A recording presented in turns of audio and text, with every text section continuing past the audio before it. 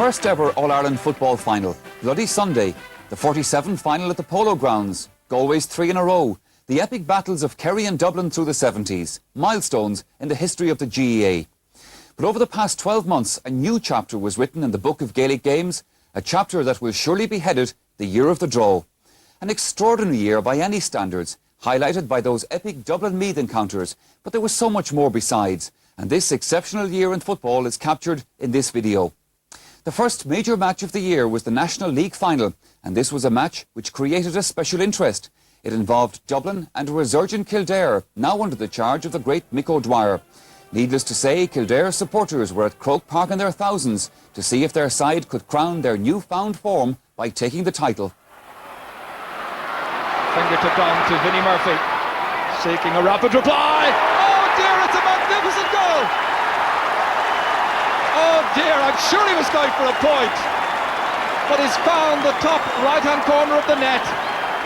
Well, when Vinnie Murphy gets possession here, he obviously goes for a point, and the ball drops low across the goals and right into the far corner. Very hard for Niall Connolly to have done anything with it. Mick O'Dwyer you see in the background there with the Kildare team of selectors. He's done a really marvellous job, of course, to bring his team through to this national final. He's boosted the hope and confidence of a great footballing county. Football support may have been lying dormant for some years, but it's certainly come alive in the past 6 months. Martin Lynch knocking one on brilliantly to Darragh McKevitt, the team captain, striking with his left boot, accurately so, and there's another one. Kildare's second point has come from the team captain, from Nace Darragh McKevitt. McKennedy towards Vinnie Murphy, superb handling, glue-like fingers, he held onto it, but the pass intercepted by Bill Sachs. 30 metres out from his own goal, into the centre again, a very congested centre. He breaks onto Tom Harris. Getting by Eamon Heary's would-be challenge. Darragh McKevitt opening up the play on the right-hand side, taking Kieran Walsh out of position. Perhaps there's a gap in there, which they might well exploit. Oh, it's a great save by John O'Leary of Charlotte Gilroy. There was a gap, there was a shot, but there was a fantastic save. Well, not for the first time, John O'Leary has saved Dublin's colours. And finally it's Bill Sachs who intercepts that attempted pass forward by Charlie Redmond. A great chance for Kildare here to get a goal, and a brilliant save by John O'Leary, out very fast. Yeah, one of the saves of the season so far by John O'Leary. Now Paul McLaughlin nonchalantly knocking it forward into the path of Darragh McKevitt, who's really started to move away from the full forward position, which is suiting Dublin in a way, because they are bringing men forward like Tommy Carr here. Here he is now, 45 metres out from the Kildare posts, across towards Donald McCarthy's wing, trying to get by David Dalton's challenge. Good block down, but it falls nicely for Vinnie Murphy, and he adds to the goal that he got in the 6.5 minute. All the Dublin scores so far coming from play. Indeed, the entire set of scores in the match coming from play. The hop favours Tom Harris. Paul Carr trying to get back in front of him. Harris knocking it across, but only as far as the very vigilant and alert Mick Deegan. He reads the game so well. Good long lengthy ball down to the two-man attack. Mick Galvin and Vinnie Murphy, and it's John Crofton who's read that situation well. The pass doesn't go anywhere, however, except as far as Charlie Redmond on the 45-metre line, knocking one in towards Takshidi, and it's gone over the bar. Goodness me, Jack Sheedy hit it instinctively, but couldn't keep it down. Brilliantly fetched by Martin Lynch.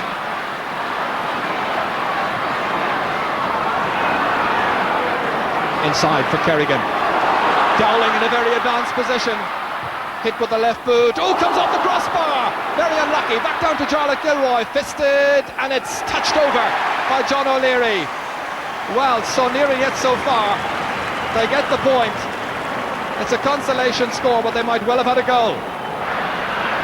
Dublin conceding 14 frees so far in the second half, and Mick O'Dwyer and his team hoping to capitalise a bit more on it. I think he realises now they're really in with a big chance of lifting their first National League trophy. A tall order for a team that came up from Division 3 just 12 months ago. This is Seamus Dowling, the free man, fisted away by Mick Kennedy, could have gone anywhere, instead it goes into the arms of Mick Deegan. A real little pickpocket of a player. Out here it goes to Paul Curran. Knocked into space, but they're really hitting the ball hopefully, and Paddy O'Donoghue was mopping it up. Kerrigan, back to Paul McLaughlin. Driven in, there's the minimum in this game. McLaughlin defiantly raises that left fist. His 5th point of the match. And now there's just a solitary point in it. But right now, it's Dublin who lead by a point. Tom Harris, carrying the weight and expectations of an entire county. On to McKevitt, off the post, and agonisingly wide. Left-footed outside towards Vinnie Murphy. John Crofton lets it behind, it runs on over there. And that's Jack Sheedy trying to round Paddy O'Donoghue. Kieran Duff was waiting for it. Again, a couple of valuable seconds will be used up here. Jack Sheedy, the injured party. A minute and 20 seconds played now. Vinnie Murphy, a goal and a point to his credit. Waits inside as Charlie Redmond prepares to take this free for Dublin. He's hit it well, Charlie's put it over the bar. What a time to get your first point of the match. It may well be the point that would ensure Dublin's victory. That it is, because the referee has called for the ball, and it's the Dublin fans and the Dublin players who are in celebratory mood. Well, Kildare narrowly failed in their bid for the league title, but the portents were good for the championship. More about that later. However, by far and away the big tie in the opening round of the Leinster Championship was the clash of Dublin and Meath on June the 2nd. No strangers to each other in Leinster finals, the new Opal draw had now pitched them together right at the start of the championship. For one of them, there would be an early end to the summer, or so we thought.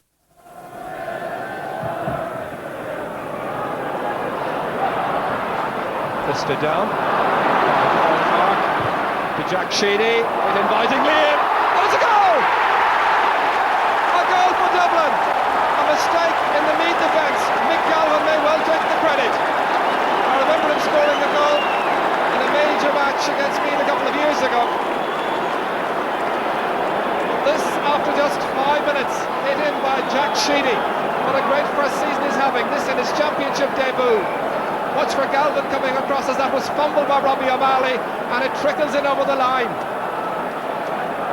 Martin O'Connell. Mick Deegan is the nearest Dublin player. Dropped in towards Tommy Dowd. Colm O'Rourke there as well. O'Rourke who catches it.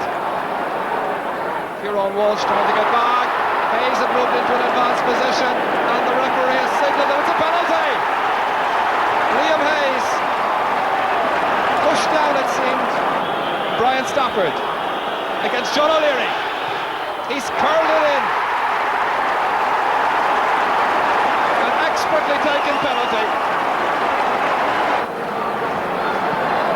Keith Barr, the free taker. Paul Curran taking it against Terry Ferguson. A good solo forward. Colm Coyle trying to get in with a challenge. The shot, and it's gone over the bar. We're really seeing some superb football, some great scores from both teams, and that's Paul Curran's second point. There's a minute of injury time gone now. 1-12 for Dublin, 1-11 for Meath. Sean Kelly trying to sew up an equaliser. It's got to be from here. Stopped by Mick Deegan. Rolling forward. PJ Gaelic kicking. Down is in there, and it's hopped high, and it's up over the bar. They're level, and PJ Gaelic has sewn up this game. It looks like going to a replay. Brilliantly blocked down, but it still runs on towards Donald McCarthy. Martin O'Connell trying to block his path to goal. Robbie O'Malley well positioned as well. Support required. Jack Sheedy coming in, and the referee saw the foul by Martin O'Connell on Jack Sheedy. Outside of the boot on this occasion. Same result. Dublin leading by 1. But they might have something yet, because the Dublin marking was very slack. Here he's late in getting in there with a telling challenge on David Beggy. Clark trying to get goal side as well. Likewise Jack Sheedy half blocked it down. Mead needing the score to bring this match back to equality. Colm O'Rourke went by, and Keith Barkin only laughed at the decision. A blustery wind which is now blowing away to his left-hand side, but in spite of that, he stuck to his task, and these teams are level again. Terry Ferguson Kieran Duck, over a half a minute of injury time has been played, and two Dublin players going forward, and in the end it's Colm Coyle who gathers as they get in one another's way. It's an amazing miss. That should surely have been a score for Dublin at the other end. A cool head was required and a little patience. Colm O'Rourke has held it up, fouled by Keith Barr, and Terry Ferguson was waiting for it to come his way. Meath really stretched at the back. Spinny Murphy against Martin O'Connell. Murphy has got it. Oh, it's stopped by McQuillan. Murphy again a second chance. The defence having to be disciplined, not concede anything. It spills loose, and it's come out to Colm Coyle again. He's been fouled. That is an amazing sequence of events. McQuillan is a definite hero after all of that.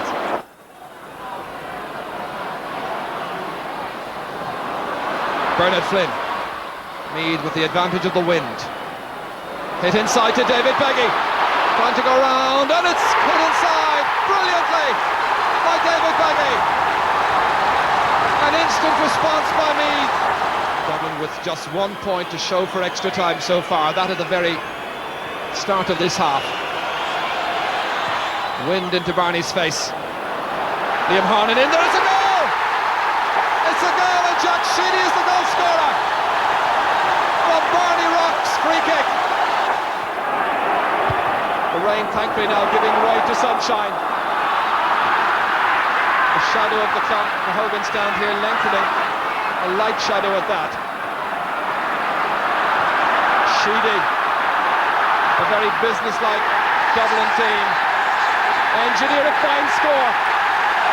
Sheedy's second point, and now Dublin lead by double scores.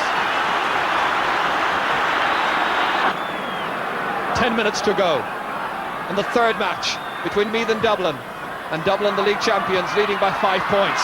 Meath trying to come back. Horgan has had an excellent match.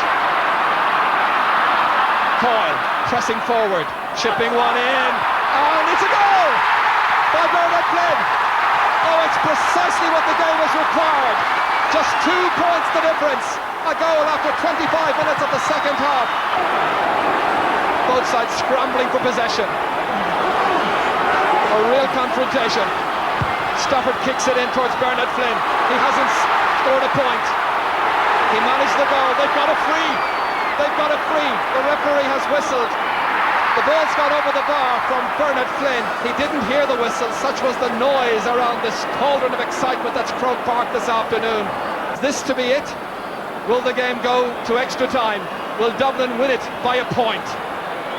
Right in front of the goal, but he's a good 40 metres out, maybe 38 to 40 metres out. He's missed quite a few frees. He did kick 3 of his 6 points. After a minute and 20 seconds of injury time, he's put it over the bar, and we seem destined for extra time once again. Sides are level. It's Meath 1-7, Dublin 10 points. So the referee restarting. 15 minutes each way, and I can tell you that Charlie Redmond has been reintroduced for Dublin. First time this afternoon. As Coyle's going through, there's a goal! Oh, straight away, Colm Coyle has scored for Meath in the opening 20 seconds of the first period of extra time. He created the goal initially for Bernard Flynn in normal time, and now he's goaled himself. What they could not do in the closing stages. Jack Sheedy in a tie which is at least destined to go 4.5 hours. Back to Redmond, to Sheedy. Can he get a goal here? Stopped. Somehow it's kicked in, and it's a goal by Paul Clark. So a goal at each end in the opening 3 minutes, 2.5 really, of the extra time period. Willing to work very, very hard. Here he did everything. Unlucky not to get the first kick into the goal. Ball broke loose to Paul Clark and well put away for Dublin. That's Declan Sheehan trying to make headway against Liam Harnan. The foul, but quickly taken free. Tommy Dowd with Curran back there. McNally wanting it. Curran trying to make a better angle, and he's kicked a magnificent score. He's kicked a beautiful point, and Dublin and Meath are level again. Galvin against a depleted Meath team. Harnan against Charlie Redmond. It's run on here beautifully for Curran. Can he put it away? He's put it over the bar. Paul Curran had a goal opening. He was content with the point.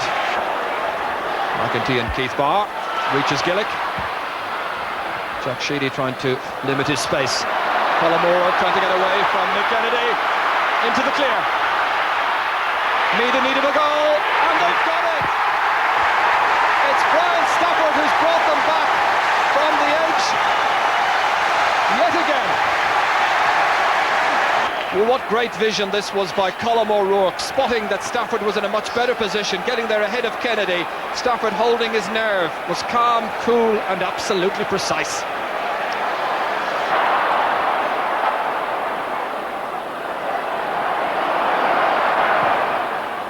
Right now Curran trying to make sure it's a fifth, and it's Declan Sheehan, and it's a penalty. Declan Sheehan has not heard the whistle, but it's a penalty. Yes, unquestionably it was a penalty. He was definitely pulled and dragged as he went, when he had possession as he was going through. No doubt it was a penalty. Oh, no question. Mickey McQuillan in goal. He's denied Dublin in the past. Can he now keep Meath in this championship match? Remember the scoreline.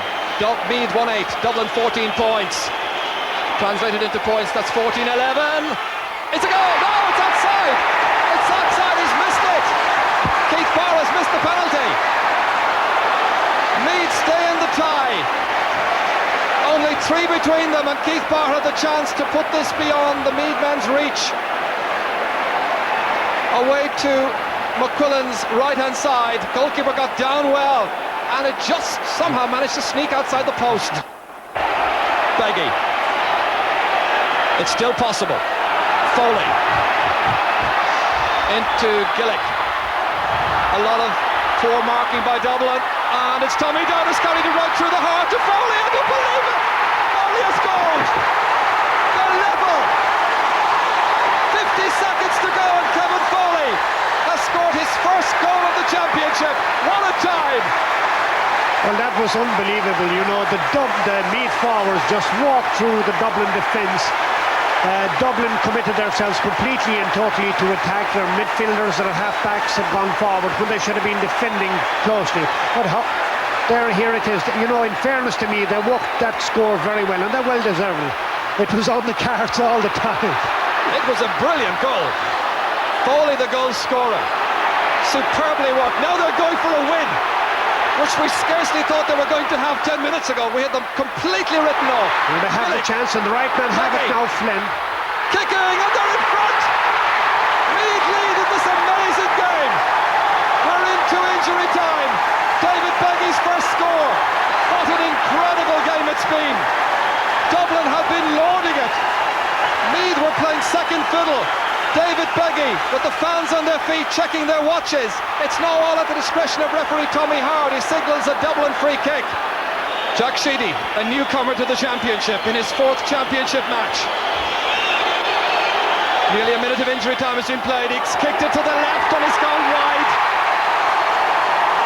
It was an ambitious kick. McQuillan. They've won it. Meath have won by a point. It's an amazing win.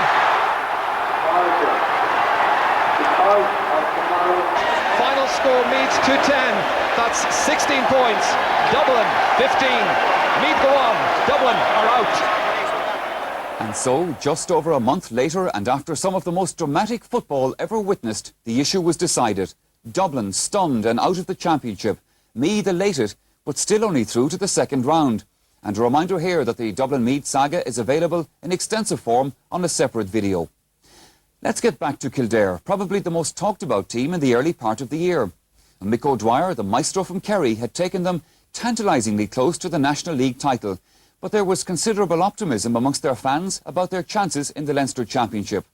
Louth, who'd already beaten Longford, was their first opposition on June 16th at Drogheda. It proved to be a bridge too far for the Lily Whites. Dara McKevitt staying in around the goal mouth. So to his Declan Kerrigan! Oh, what a goal! A marvellous goal by the Johnstown Bridge man.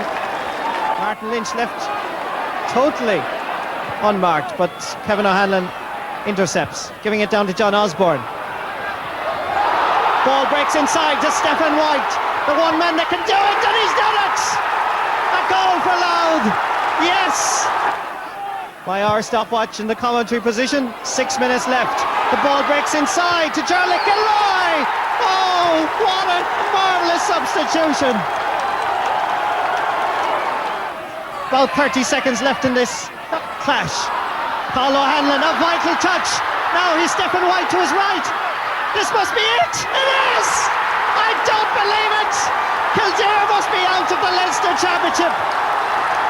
Down towards Michael Lawler from Emo in the county of Laois. Down towards Tony Marr, point scored number 1 for Laois. Sending a marvellous ball into Leo Turley. He's straight through, it's there! What a goal! Quickly combining with Alan O'Connor. Good effort by O'Connor, comes in! The umpires have no hesitation whatsoever. Being fouled as he delivered the ball. Referee waves play on. Seamus O'Hanlon bursting his way forward, like what he did in Drogheda. Still O'Hanlon, half blocked down. It comes to Colin O'Hanlon. Goal! Dennis Lawler. Good running by John Osborne. And that's a marvellous ball into Colin O'Hanlon. Oh, what a save by Tony McMahon. Well, that was a captain's save. A brilliant point-blank save from Colin O'Hanlon. Even Louth can't believe it. A great ball by Eamon Lacey to Michael Lawler. Is there a goal here for Michael Lawler? Yes!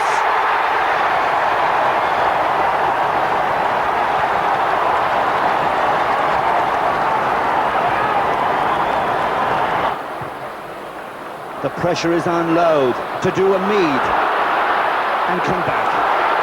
But it's Michael Lawler, the man of the moment. Perlish has a man free, Leo Turley, if he can find him. And his confidence is high. It's up. He got a great point. He got a great goal. And now he's got another point. But Seamus O'Hanlon, I feel the strength has been sapped from him by that bad injury earlier on. He wasn't really able to challenge for that ball. Jerry Farrell is in trouble here, and it's gone in. And Michael Lawler, the man who's got it.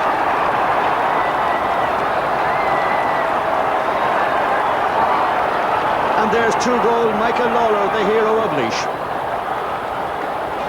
Well, Michael Lawler again does the damage. John O'Connell gets the ball on the far side. It looks as if he was shooting for a point from a very bad angle. When it comes across, Michael Lawler very bravely goes in, and Jerry Farrell just misses out. And that's the goal, I think, that's going to take Laois into the Leinster final.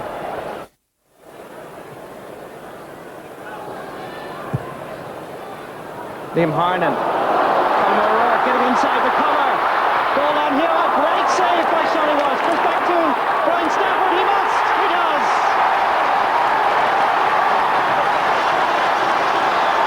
It's exactly what Meath required.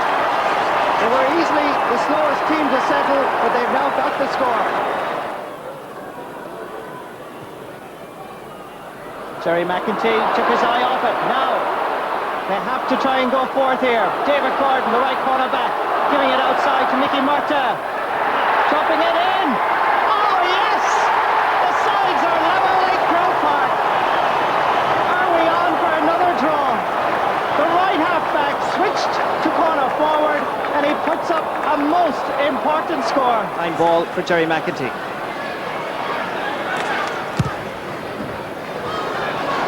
Colm O'Rourke the target. Colm O'Rourke gathering. They're obviously aware of his danger. Inside to Liam Hayes. It must be. Oh, puts it out. Brian Stafford. Yes. Bernard Flynn rather. A brilliant goal by Bernard Flynn. A poor ball, David Gordon. On to Conan Day. To Kevin O'Brien. Marvellous vision by Kevin O'Brien. Pat Baker, great running. Tries to get inside Terry Ferguson. Pat Baker. Oh, what a goal! Wicklow are definitely going for that Leinster semi-final. Now look at the challenge by Terry Ferguson. He withstood it, and Pat O'Byrne from Aughrim was determined to crash it home. Wow, great goal. David Beggy. Stafford getting the break ahead of David Gordon. They have an extra man. That extra man is one Colm O'Rourke. And he's satisfied with the point. And Meath put 2 points between themselves and their challengers.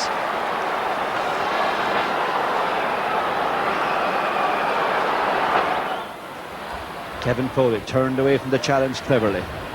Jerry McEntee delivering to Flynn. Coyle has gone through. O'Rourke is free. O'Rourke got inside his man ever so well. Slips it to Flynn in front of goal. Flynn is brought down. It's a penalty.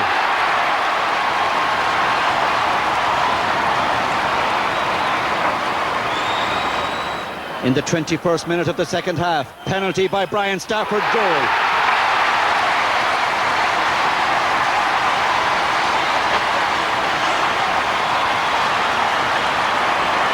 Corey Dunn must be very, very disappointed indeed that all his hard work has come to naught.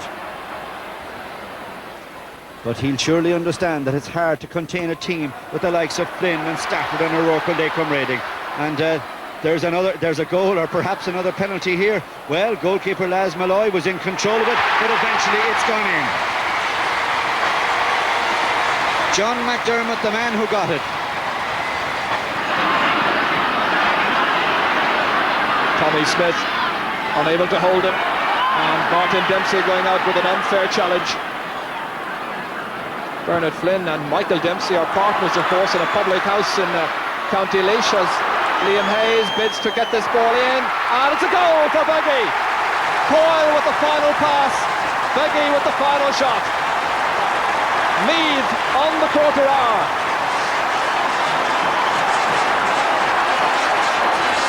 And there's a Meath man down injured. They were sluggish up to now, but Hayes got them motoring. Watch for this pass outside. Colm Coyle kept it back from the byline there, and Beggy standing there unmarked, and he drilled it home. And the referee's gone across to have a word, and he's putting Tommy Smith off.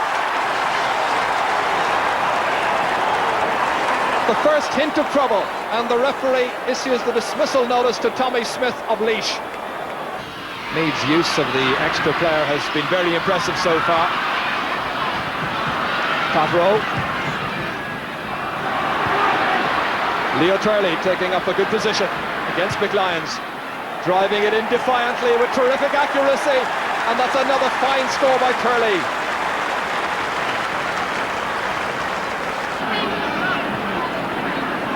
Tommy Howard back on his feet, and Harnan who kicks it in deep.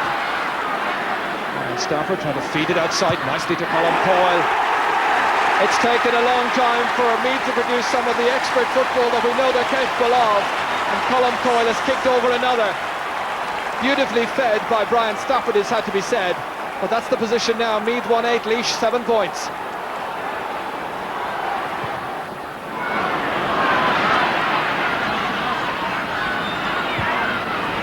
Jerry McEntee, his presence on the field has certainly made a difference. Colm Coyle, it's all looking so good now for the Royal County. Second point for Colm Coyle in the second half. And the rejoicing Meath fans, I think, now believe that the Leinster Cup is about to be retained. Looking for another point. Drops short and McQuillan is secure. Good position taken up by Colm O'Rourke. Prodded forward to Liam Hayes. Just over a minute and a half remaining now. Fed forward nicely to Bernard Flynn from David Beggy, and they've finished with a flourish. Bernard Flynn will be able to go back to Laois tonight to Pedigree Corner where I'm sure they'll drink a pint in his honour. It's taken 8 games, that includes 4 replays, but finally Liam Hayes gets his hands on the Leinster Cup. The champions of Meath, champions of Leinster for the 5th time in 6 years. And so, 8 championship matches later, Meath were finally crowned Leinster champions. But one felt a sense of anticlimax amongst the Meath players. The feeling clearly was that only an All-Ireland title would be adequate award for what they'd been through in this long, hard summer. Meanwhile, the Ulster Football Championship was being as unpredictable as ever. Donegal were the defending champions and well fancied again. But Derry's early form drew the spotlight towards them as possible champions. 35 minutes to decide this Ulster Championship clash, and it's all systems go. Monaghan awaiting the outcome of this particular tie. Kevin McCabe underneath, it comes Adrian Cush. What a start! What a goal! Adrian Cush, the scorer. After 22 seconds of the second half, and even he can afford to take a smile. The ball broke, McCabe knocked it down to Cush. He'd only McCusker to beat. Oh, take it out. Well held indeed by Dermot Heaney. To his captain, Brian McGilligan. Enda Kilpatrick, fast out to the ball. Colin McGurk, Damien Cassidy, going through. Oh, straight over the bar. You cannot give this man 1 inch. And if you do, you'll be punished lethally. This is Damien O'Hagan. He has support. Matt McLeanan with his first touch. Oh, that's a beautiful point. It looked for a moment it was going to tail to the left. But Matt McLeanan knew what he was doing. Giving it out to Shawnee Myler, playing in his home turf here from Omagh. Sean McNally is in pursuit. But Sean McNally giving a little word of advice there to Shawnee Myler, taking too many steps out of it. This is Colin McGurk. Eamon Burns crossing inside. This is a great opportunity. This is Damien Cassidy trying to get the left boot. Yes! What a comeback by Derry.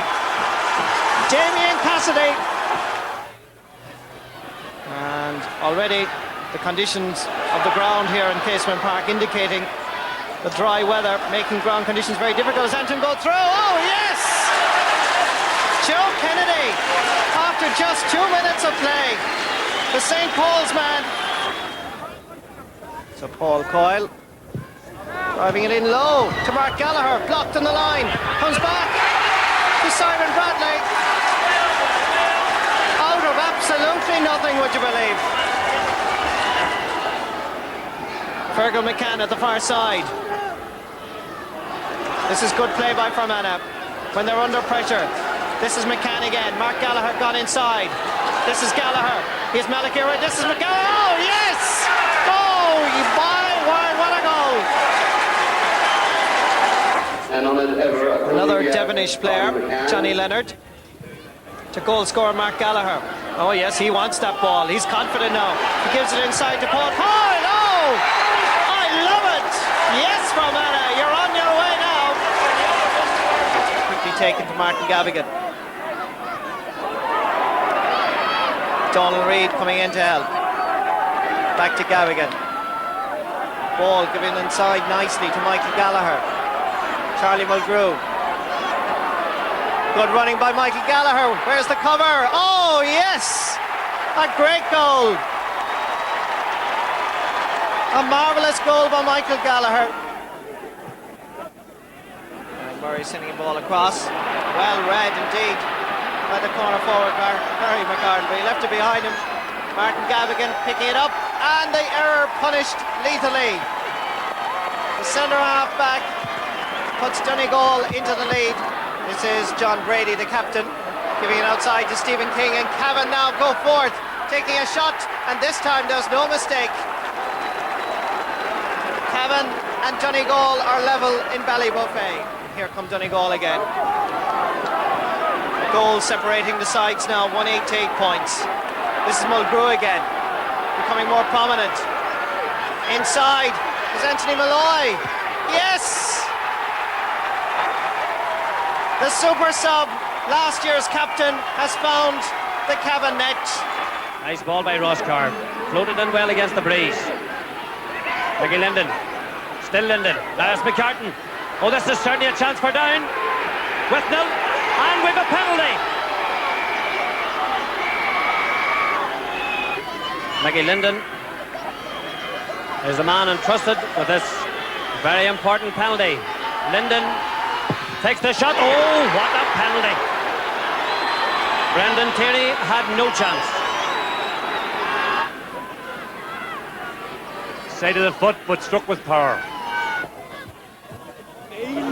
Off Smith that comes again. Blaney gets it to Mason. Mason gets in the kick and puts down back into the lead. But there's a foul in there, as there has been so many times today. And that slow release from Martin McQuillan means that the free has been moved up. And Ross Carr should find that this could be well within his range, just about 3 metres outside the 45-metre line. And this could stretch Down's lead even further. And it does just that.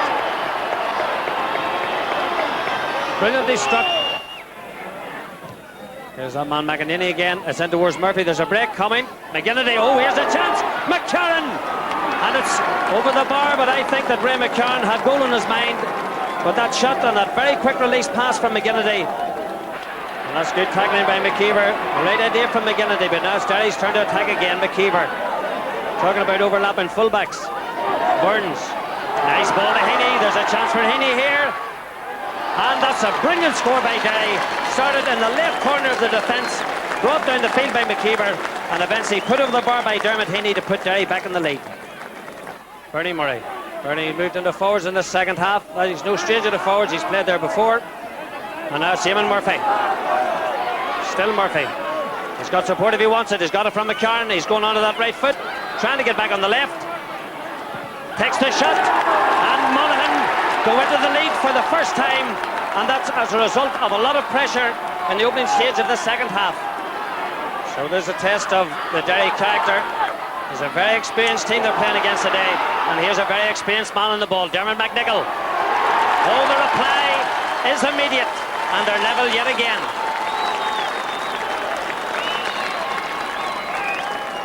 Derry starting to pick up the breaks in the middle of the field now far too easily. They're coming forward in waves, 2 and 3 men here looking for the ball.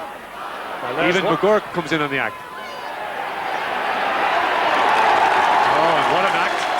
Well, if ever you want an inspirational scorer, Johnny McGurk has certainly provided. Well done by Enda Gormley. Very cool even under pressure. Good ball by McNichol. Here comes Cassidy. The shot is brilliant.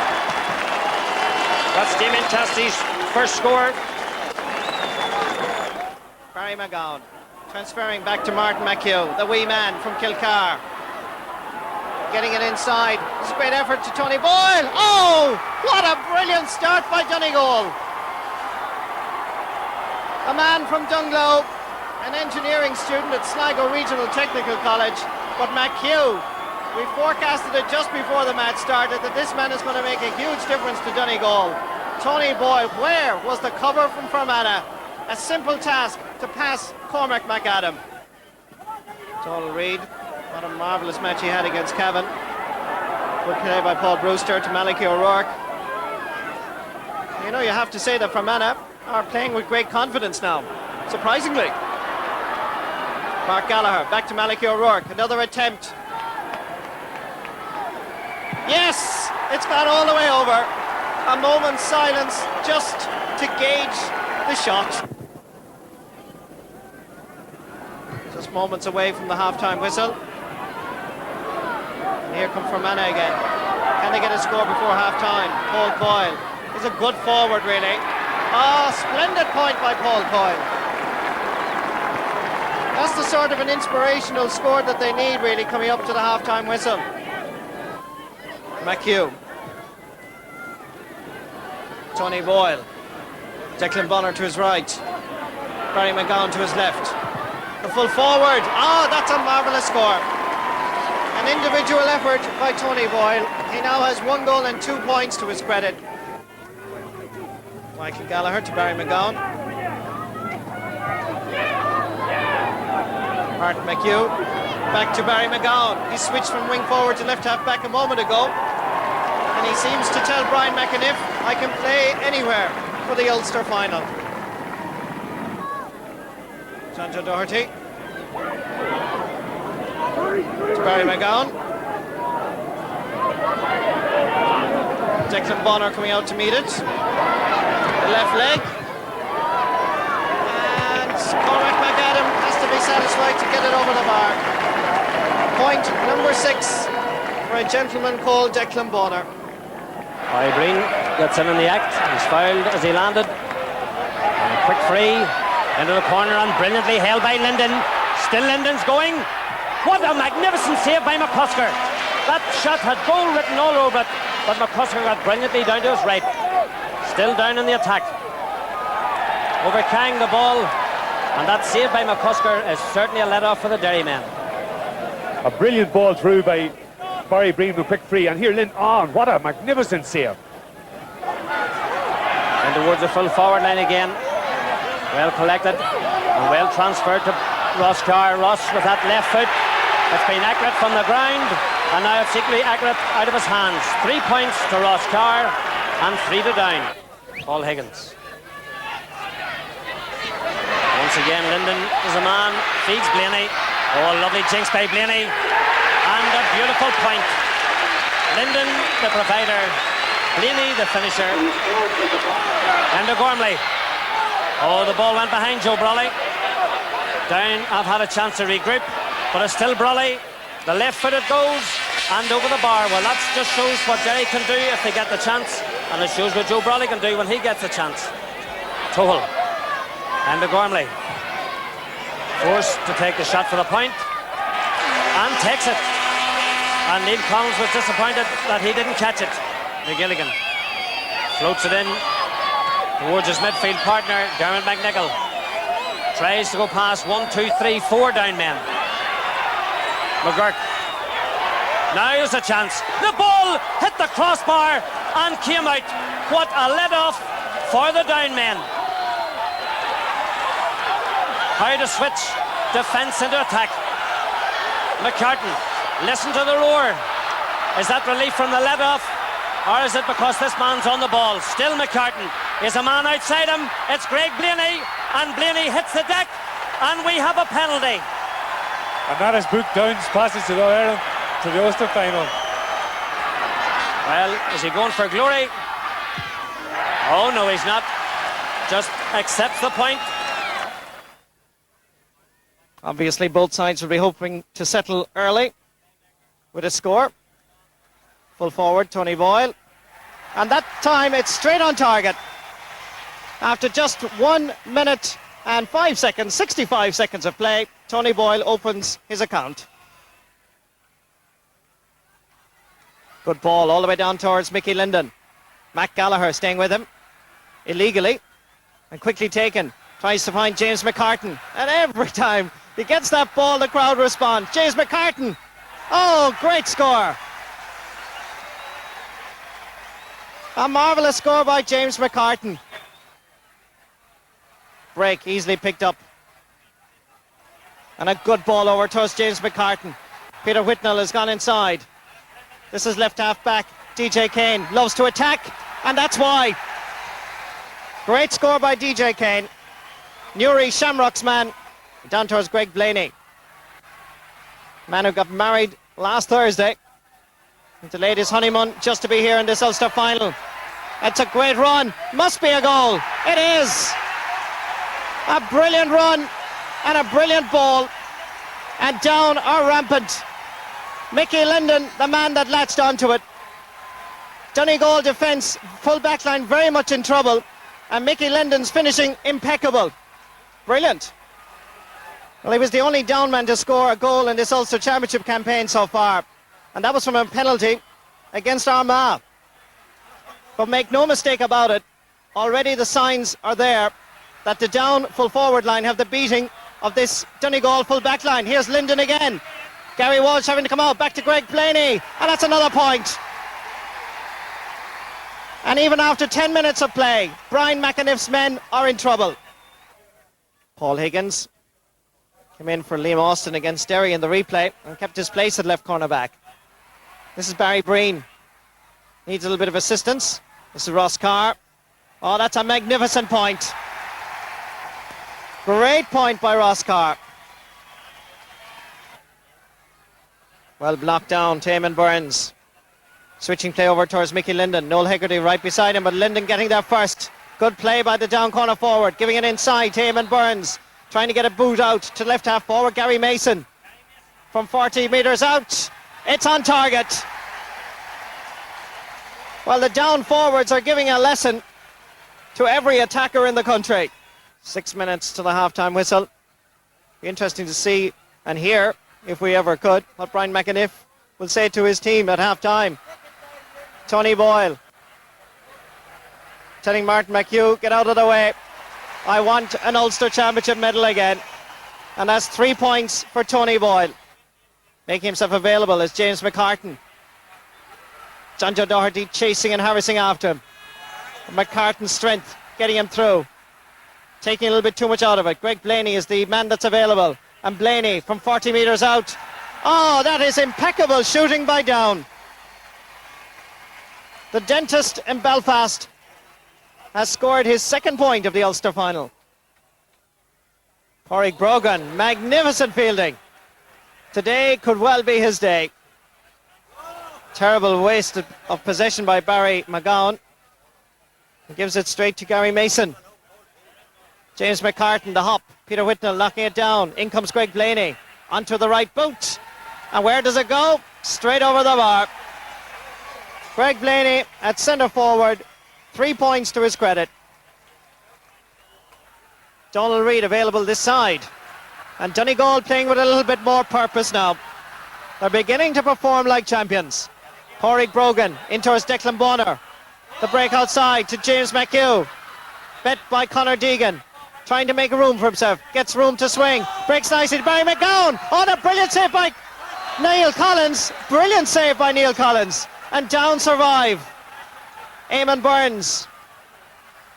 Trying to find James McCartan. Always in front of his man. Always able to get possession. But now can he use it? He gets it out. First Greg Blaney. To Barry Breen. This is looking good for Down. Looks at his alternatives, decides to go solo, and it's a very good effort indeed. A magnificent point by Barry Breen, and it took all of 19 and a half minutes of play in the second half for Down to register their very first score. Brendan McKiernan. Greg Blaney. Giving it outside to Mickey Linden. Oh, brilliant play. Superb. Mickey Linden.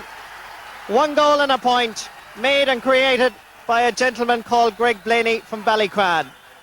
And Donegal, with 10 minutes left, looks like they're going to fail to hold on to that Anglo-Saxon Cup. Eamon Burns giving it out to Gary Mason. It's looking good for Down. His third point of this Ulster final. Eamon Burns. Down towards James McCartan. Lovely play. Beautiful football. Now, can they finish the approach work? Oh, yes! I love it, Paul Higgins. And he did a little war dance when that ball sailed over. And I think he really deserved it. Well gathered by Barry Breen. Gary Mason giving it out. And this is James McCartan. Can they finish with a flourish? McCartan goes it alone, and that is a little piece of skill that even the Down manager has to smile about. And there it is, the moment that all Down people have waited for. Father Dan Gallogly, chairman of the Ulster Council, presents the trophy to Paddy O'Rourke, the Down captain. Donegal dethroned by Down's first half blitz. Not time we'd see that in the championship. The Down men through to their first All-Ireland semi-final since 1981.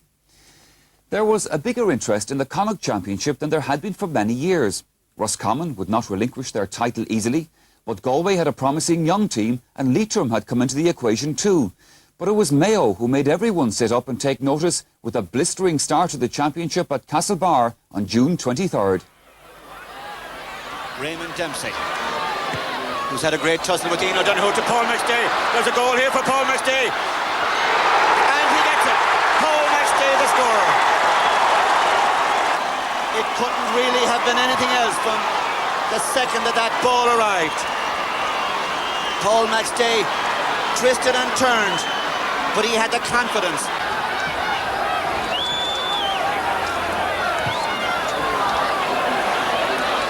Raymond Dempsey leaping, Noel Durkin supporting, Noel Durkin trying to cut in for the goal. Noel Durkin can wrap it up here. That he does. A Noel Durkin special. We've seen those in the past. That's as good as any that Durkin has scored for Mayo.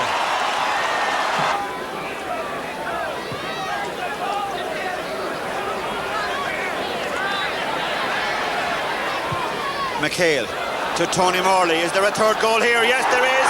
Tony Morley, the scorer. A good drive in by Liam McHale, and Tony Morley, who had been pretty well contained all through by Enda Geraghty, got his fist to it. In it went. The Mayo fans are delighted for the third time today. Leitrim's best ever chance, they say. But here's Andy Leyland to give an answer to that one. Good ball through to Tony McManus. Slips Declan Darcy rather well.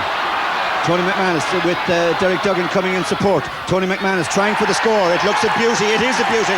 Tony McManus. Who else would have got a score like that? Paul Kieran for Leitrim to Mickey Martin, who hasn't really been in the game. Always an influential figure for Leitrim. But there's a good drive by Pádraig Kenny. That's a tremendous effort by Pádraig Kenny. Highly promising young player, only 21. Tony McManus, who has played most of the quality football that we've seen in this first half. And what an effort that is by Tony McManus. There was a gasp around the ground. It could easily have been a goal. Derek Duggan has a good long delivery. Derek Duggan, that's a brave effort, but it was worth it. He had the courage to go for it and the accuracy to get it, and Derek Duggan, making his championship debut, has got Roscommon the equaliser. Well, for long periods in this game, Leitrim enjoyed a 2-point lead. Sometimes it was cut back to 1. Often it was brought forward to 2 again, but now it's Roscommon who lead by 2 points as Tony McManus bids to make it 3. That's a lovely ball by Tony McManus. He judged the weight of that one to absolute perfection. Driven deep by Matty Riley. Towards Derek Duggan, who's had such a great first half. Well laid down, beautifully so by Derek Duggan. And here's Michael Donlan. Tony Mack is running free. Michael Donlan, he'll either take his score or give it to Tony Mack. He takes his score. Michael Donlan, that's it surely now for Roscommon. And there it is, referee Pat Egan blows the full-time whistle. Roscommon 4 points to the good, and they join Mayo in the Connacht football final for 1991. John Newton can't hold it, instead it's Matt Meneman up towards the other blondie in this team, and that of course is Morley. Well fetched by Dury on this occasion, seemed to be fouled as he was playing that ball away to the far side. Dempsey kicking right-footed with tremendous accuracy, and he has tied up the match at 3 points apiece.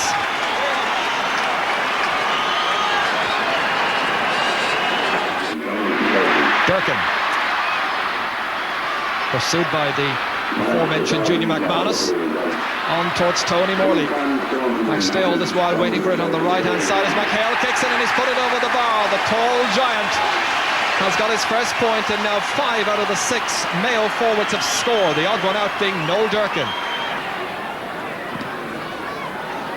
Matty Riley down towards Paul Early. He's got a bit of work to do here, taking the shoulder from Tierney. Now he's got the room to move inside.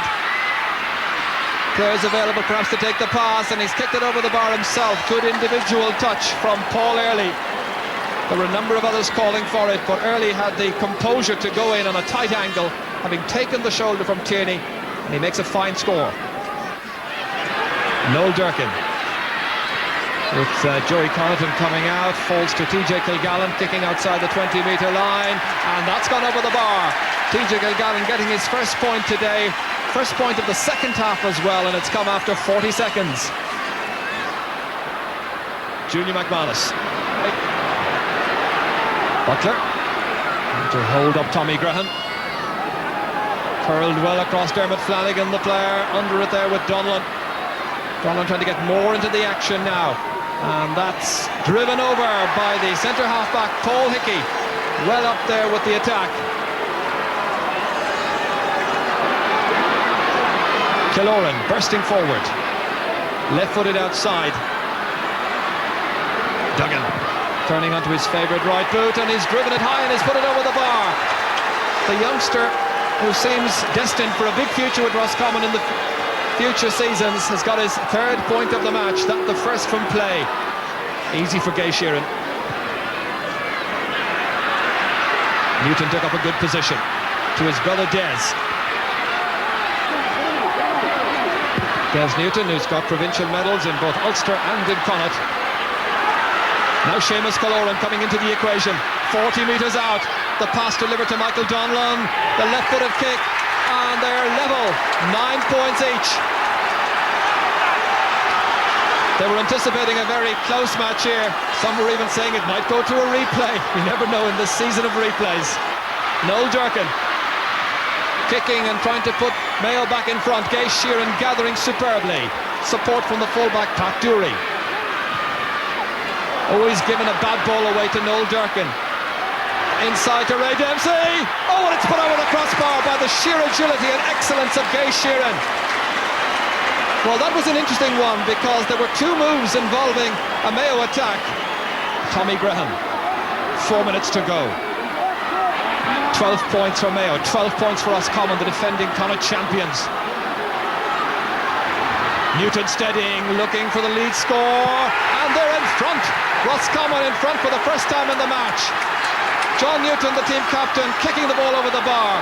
They've only had 3 wides all afternoon against 10 for Mayo. Mayo much more profligate in their kicking. Easily gathered by Tomas Tierney. Looking for his first medal in Connacht in the Mayo colours. Down towards Ray Dempsey, outside to Willie Joe Padden. Kicking chance, and he's put it over the bar off the fingertips of Gay Sheeran. The substitute Willie Joe Padden making his contribution with just under 3 minutes to go. Are we to have another draw, this time in the Connacht Championship? Well, it's by no means been a classic, but it hasn't been a bad match. It's been a good game of football, played in tricky conditions by two sides battling hard to win this Connacht title. And Noel Durkin with this kick can't put them ahead. It's gone off the fist, however, and it's gone by off the fist of Matthew Riley for Mayo's first 45. And it's Flanagan left-footed. Inside, gathered with some difficulty by McHale, and the basketball star has put it over the bar, and Liam McHale has given Mayo the lead with just about 10 seconds of normal time remaining. That's TJ Kilgallen policing the sideline, watching on anxiously. There was a push by Willie Joe Padden. The push was on Seamus Killoran. Free kick to Roscommon. And it's particularly tense out on the field.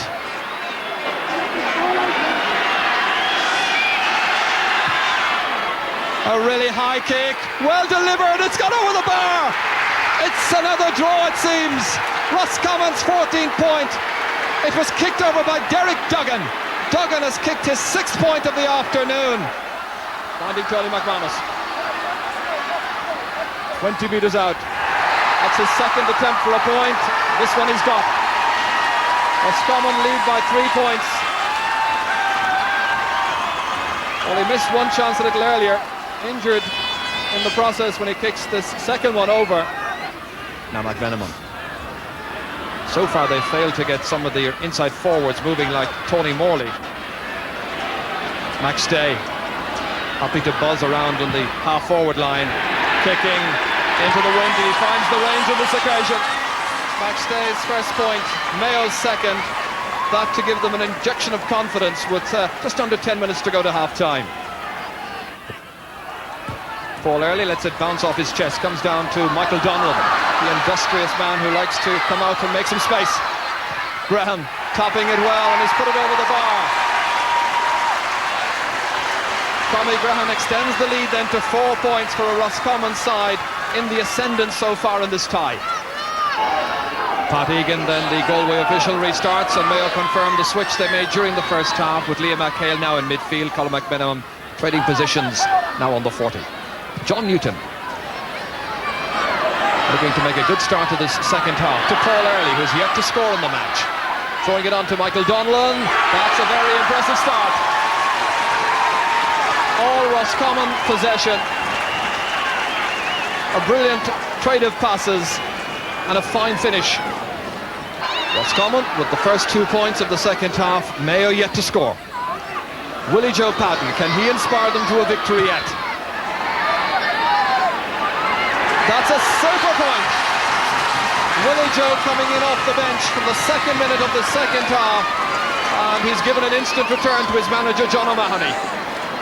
Durkin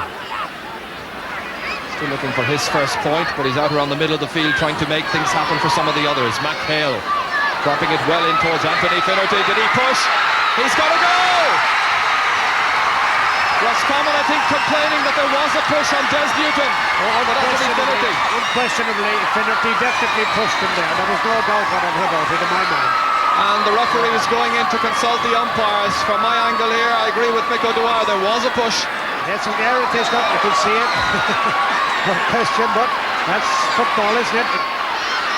Tony McManus, or rather it's Derek Duggan against Dermot Flanagan. Tony McManus again trying to step into the breach here, engineers something for Roscommon.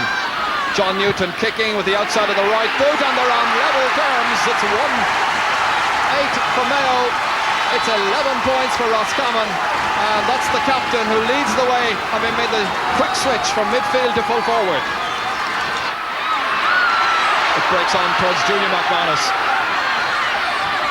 Plenty of support available, and a good burst through the middle here from Vincent Glennon. 1 point already in the second half. Pinned with a challenge there by Anthony McGarry, and he's won himself the free. The Roscommon fans delirious, cheering every second of this second half as their side bids to hold on to the title. That was a very good movement by Roscommon. They held the ball and they looked for one another and they moved it through until they finished. Very well worked move. An assured finish by Derek Duggan.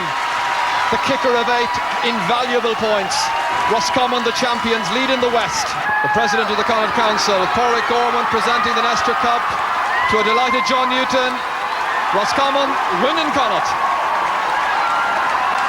So, not to be outdone by the other provinces, Connaught producing its fair share of championship drama too, before Roscommon finally earned their place in the All-Ireland semi-final and a meeting with the men from Meath.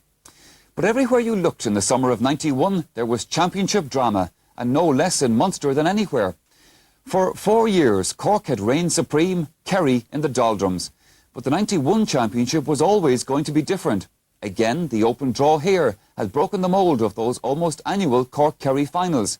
This time, they would meet in the semi-final at Killarney on June 16th. Wind holds it up somewhat. Neatly taken down by Morgan Nix. Transfer to Noel O'Mahony. Connie Murphy now waiting to deliver the return ball. Ambrose O'Donovan. Driven up towards Pardennehy. Tony Davis, the player, is across there trying to limit his space and effectiveness. Nicely kicked in, off the top of the crossbar and his foot over the bar. That was a lovely point, and Ambrose O'Donovan, the one who scores it, a former Kerry All-Ireland winning captain. Slocum taking it up. Towards Larry Tompkins, trying to get a bit of latitude, and he's kicked it delightfully. Larry Tompkins has just kicked what is his 30th point in 6 championship matches against Kerry. That's the first this afternoon. Brilliantly taken in full flight by Morgan Nix. Clear to this swing, where Pat Spillane shows that at 34 years of age, he's still got the legs to go and chase what occasionally turn out to be hopeless cases where the passes are concerned. That's John Cronin making his Kerry debut this afternoon. Challenged over there, Pa Dennehy takes it down and receives the break of the ball, and he's put Kerry back in front again. What an interesting clash. Very quickly taken to Pat Spillane. Playing nowhere near his selected position of full forward. Now he's 65 metres out from his own goal. Chipped forward, Conor Coonan trying to get it. It's Jack O'Shea turning it inside. Pa Dennehy, Maurice Fitzgerald calling for it. Instead it goes up towards the man on the corner, and that is John Cronin. And Cronin of Waterville has kicked the ball over the bar. The lad who is straight out of minor, a defender in that grade. So what a day for John Cronin, his very first time to play with the Kerry seniors. It's in the championship and it's against Cork, the reigning All-Ireland champions, who are in real trouble. They'll be playing against the wind for the second half. John O'Driscoll now, his side, going into arrears. And he's put them back on level terms inside a minute of that point by John Cronin. John O'Driscoll of Ballingeary has kicked the sides level, and we're inside the last minute of the first half. The initiative now being taken by Cork. Hayes in towards John O'Driscoll. Oh, this is the platform on which he may well shine, and he's given Cork the lead again. A rousing kick by John O'Driscoll, his second point of the match, and that in the early stages of this second spell. This is won by Morgan Nix. Dropped in towards Pa Dennehy, there with Tony Nation, broken down to Jack O'Shea, and he's kicked it, and he's put it over the bar. And it's 7 points apiece. Just for a moment there was a glimmer of hope for Kerry that there might well have been the first goal on offer. And you have to wonder what's happened to the champions. 7 points each. They never wanted to go into this match as such raging hot favourites. It was a terrible position for them, but they certainly haven't played like champions. Being dictated to right now by Pa Dennehy against Tony Nation. And Dennehy has been the master in that situation all day. Played across towards Cronin. Oh, it's a goal! It's a goal! And the youngster John Cronin has scored it. A quarter of an hour gone in the second half. That's a goal to add to the point that he scored in the first half. Straight out of the minors. Brilliantly played across by Pa Dennehy. Cronin on hand. Solidly struck. Dispatched into the back of John Kearns' net. Kerry firmly in front. Slocum will take the free. Just outside the 45-metre line. In towards Larry Tompkins. Held inside, however, by Paddy Hayes. Back out to Tompkins. There's a response from Larry Tompkins. A second point. They both come from play. So the position, in case you've joined us late, with Shea Fahy picking himself off the ground. We've got 11 minutes to go. It's Kerry the leaders, 1-8, the rank outsiders in the betting. Cork 10 points, 1 point the difference. Kerry, who've been giving way second best to Cork in the championship over the last 4 years, doing magnificently well this afternoon. Can they maintain the effort? Coffey towards Danny Cullity, nicely taken forward by Cullity. The shot looks to be well directed. The equaliser by the team captain from Newmarket, the American-born Danny Cullity. Fahy. It spills loose over there to Sean Burke, left-footed. Down towards Jack O'Shea, now at full forward against Niall Cahalane. Trying to break it inside, and it was Barry Coffey who goes back, but the referee's whistle has sounded for the holding action by Cahalane on Jack O'Shea. And Paddy Russell not listening to the protests from the wily Cork full-back. As Maurice Fitzgerald kicks it, and he's kicked Kerry back in front again. It raises another white flag, and Mickey Sullivan then bringing off the youngster. In it goes. They rise up for it, it spills loose, and it's Morgan Nix who's taken it, the number 7. Outside to Pat Spillane. The great-hearted Pat lifts the siege. 15 seconds to go. A point the difference. Pa Dennehy, one of the heroes for Kerry. Well, they've learned their lesson well. They won the battle here in the league last December by 12 points to 10. It's just one between them now. In a county where they talk about religion and football in the same breath. We still, I think, have to credit Mickey Sullivan, who marshalled his team splendidly. The old heads of Jack O'Shea and Pat Spillane did their job to a T, and now Maurice Fitzgerald has kicked them through to what surely is a Munster final performance. They'll be dancing in the streets of Killarney tonight, but it's the Kerry fans who are the happiest as Maurice Fitzgerald kicks over point number 4 in as good a battle between Cork and Kerry as I've seen. It's all over. The All-Ireland champions are out. Referee Paddy Russell of Tipperary starts a Munster final that sees Kerry bidding to bridge a 5-year gap. That's a famine by their high standards, but the first attack of the match is for Limerick. A dramatic chance. The referee has gone in and I think it's a penalty. After 10 seconds of play, Limerick's big feeling about this Munster final was that they did not want to concede an early goal. Perhaps they'll get one. Scored by James O'Donovan. A marvellous strike by the young corner forward O'Donovan. And what a great start for him. It was really what the game needed, I feel, Jim. A good ball by Jack O'Shea to John Cronin.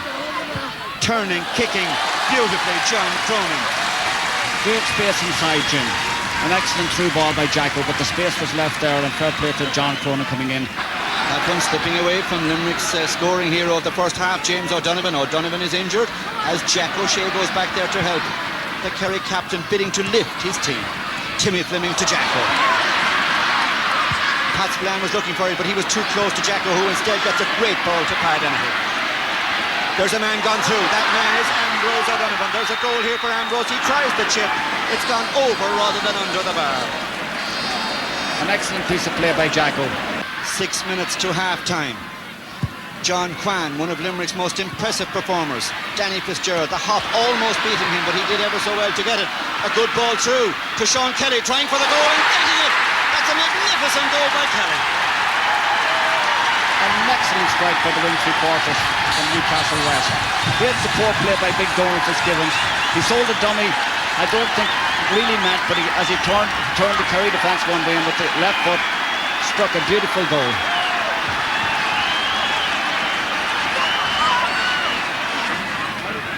A good ball to Jack O'Shea, who got first run on it.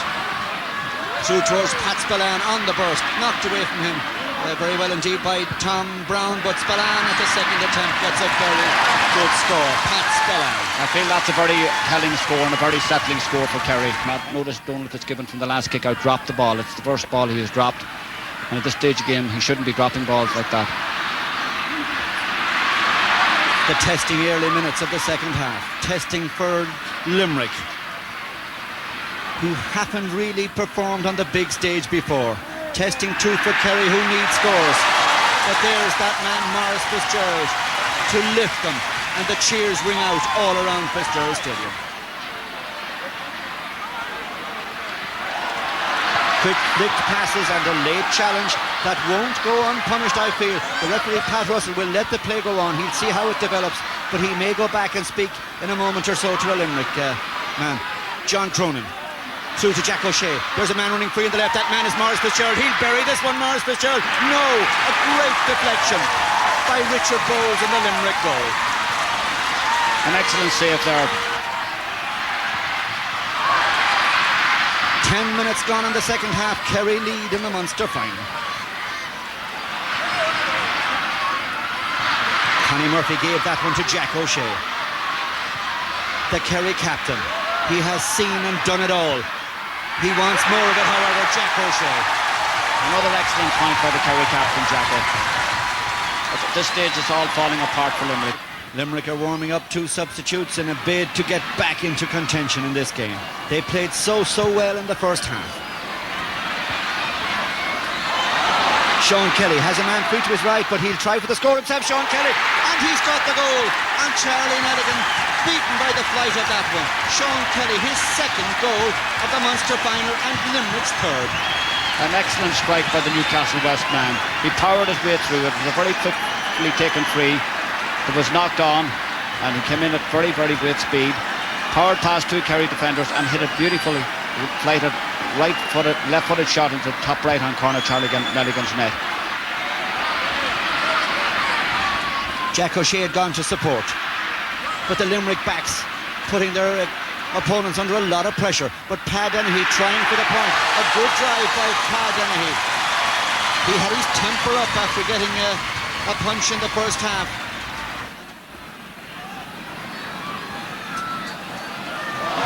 Morris Fitzgerald, it went over the head of Connie Murphy, but Pat Spillane was there to pick up the pieces and look for the point and get it, and Pat Spillane will enjoy that one. An excellent point by Pat Spillane. Ambrose O'Donovan, a good ball to David Farrell, the substitute, to John Cronin. So lively and eager, this relative newcomer to the Kerry attack, John Cronin, heir to a glorious tradition, of course. The Sheehys, Egans, Powers, Listons, all who went before him. Morris Fitzgerald, the man who put Kerry 2 up.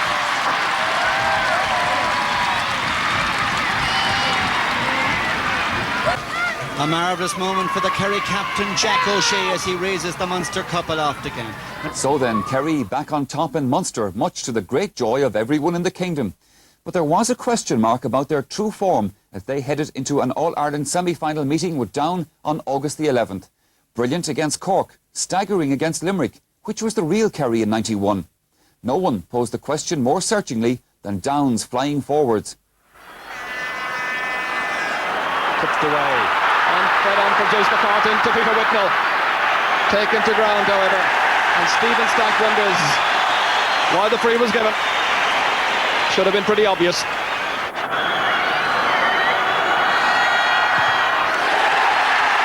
It's crept in neatly. And Down enjoyed the lead. Timmy Fleming, wearing number 15, but way back in a left corner back position. Noel O'Mahony can't cut it out. It's gone to Mason. Support from Barry Breen. Tom Spillane having difficulty containing Whitnell, and it's on towards Linden, and he's taken down, and it's a penalty. A penalty for Down. What a dramatic start to this match.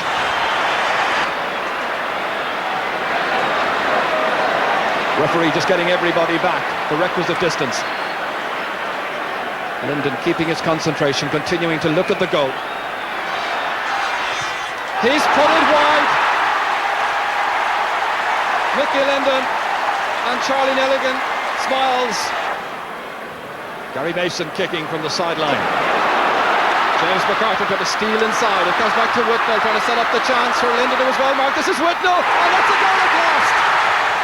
A beautifully created, beautifully taken goal by Peter Whitnell. 10 minutes gone. He didn't score in the Ulster final, but he's made his presence well and truly felt. What a super goal.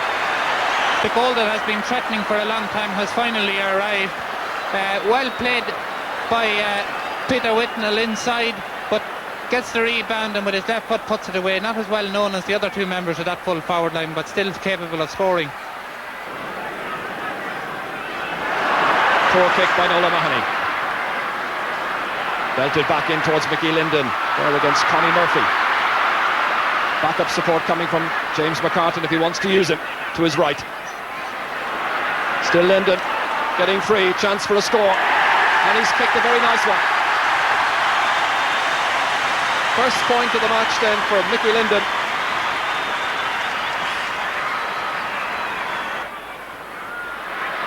Kane. Towards Greg Blaney. Transferred rapidly to DJ Kane. A feature of the first half, they don't hang about. Pat Spillane, a terrific interception and a fine run forward. He's made a good 40 yards. Towards Jack O'Shea. Jack transferring it back towards Ambrose O'Donovan. Kerry needing a score, keep neatly in touch, and that they've got. Three men involved in a lovely attack, and Ambrose O'Donovan acknowledging what a good move it was. One of the best points of the game so far. Simple, yet brilliantly executed. So as the sun once again makes its appearance here at Croke Park. Timmy Fleming attacking. Closed down by Ross Carr and Conor Deegan. Free kick for the foul by Deegan, and it'll be Morris Fitzgerald who will take the free. Quite an ambitious kick. I wonder will he go for a point or up to lob it, and he's going for a point, and he struck it superbly. 1 point is the margin. Maurice Fitzgerald has got a third point from a free, and the Kerry fans salute what is a magnificent kick. A huge distance out. And that's the position. Down making a change in their half-back line. Pat Spillane has been marked now by DJ Kane right in the centre, and Paddy O'Rourke's gone across left half-back. Timmy Fleming punching it on towards Jack O'Shea, who sneaked inside the fullback. Conor Deegan, a goal chance. Oh, he's put it wide. It was a terrific run by Jacko. Conor Deegan was beaten for pace. Ball came in here from Sean Burke, and Kerry are going through a very good patch at the moment. Lands inside and is punched on there by Timmy Fleming right into the path of Jack O'Shea, who's going straight through, and holds off Conor Deegan, and from about 12 yards out puts it badly wide. Conor Deegan, the fullback, gone across to take the line ball. And he reaches Sean Burke. Up to Jack O'Shea, who was unmarked momentarily. Transfer it back to Maurice Fitzgerald. Kerry has not been in front of this game so far. Can this be the moment? It is. A 5th point for Maurice Fitzgerald, the first from play, and Kerry go into the lead by 7 points to 1-3.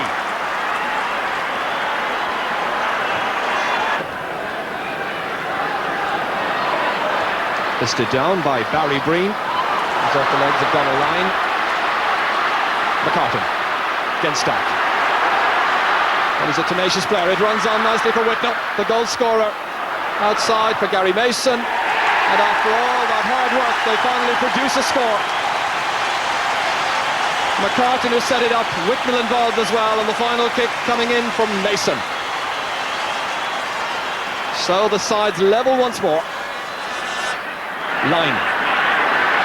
Good run forward towards Pat Spillane. Isolated up front, remember, and he's done well to make a fine catch against Conor Deegan. So a rare chance then for Kerry. Simply executed, and another point for Pat Spillane. They left just one man forward, marked by Deegan. He made a magnificent catch in front of an attendance of 40,166, and that's the position. Noel O'Mahony. The Kerry side with just 1 point to show for the second half so far. Dispossessed by Barry Breen. The wounded hero. That was the 23rd free of the second half, and we've had 50 in all as Linden raids by Jack O'Shea. Kicking, and he's put it over the bar. Mickey Linden brings the stadium to life once again. The flags flying proudly up on Hill 16, down in the Hogan stand, across in the Cusack stand as well for Mickey Linden's fine kick. 1-6 to 8 points, down, go in front. So now, Barry Breen, hoping that that last score will give down the necessary injection as Whitnell is through in the clear. The shot, it's a goal! A second goal for Peter Whitnell. They were surely inspired by that last point by Mickey Linden. Neil Collins telling everybody to cool it down. We're not there yet. But that goal has given down a tremendous lead. 2-6 to 8 points, a lead of 4 points. What a great goal that was after 28 minutes of the second half.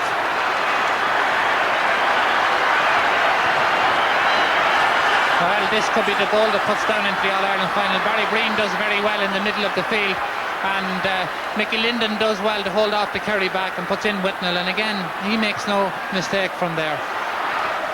It's Neil Collins and the down team who are listening to the fans now singing in Croke Park, the cheering ringing in the down ears. Greg Blaney makes it secure against Timmy Fleming. Mason, 5 minutes to go. Whitnell, the goal scorer. The two-goal hero looking for a third. He's satisfied to tap it over. Peter Whitnell with 2 goals and a point now. A super display. Well, we talked about the Ross Carrs and the Greg Blaneys and the Mickey Lindens and the James McCartans in the build-up to this. We barely mentioned Peter Whitnell. Well, what a contribution he's made. 2-1 out of 2-7. Just under 4 minutes to go. Ambrose O'Donovan, can Kerry yet save the day? behind by 5 points. DJ Kane going back, making it safe and secure, chipping it neatly across to Brendan McKiernan.